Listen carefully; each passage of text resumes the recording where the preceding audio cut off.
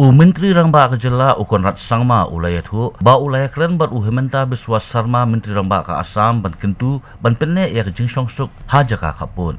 Kani kalong hadin kejingja hinin kesini hayong khuli ha ka baki pos elektrik kila syarat ha ka Assam bar UMDC uba Charles Marngar ulasha takti. Ukonrat ulabat haru ya UMLA kejirang uba Sotun ban let jureb ya kate kejaka.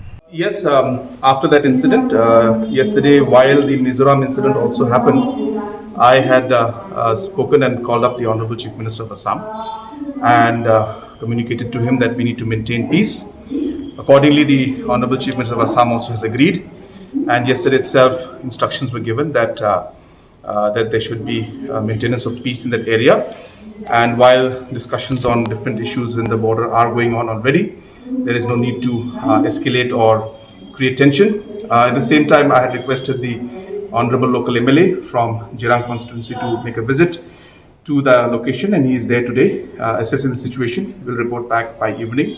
So as of now, both Assam government and Meghalaya government are communicating to ensure that there is no escalation of the situation on the ground.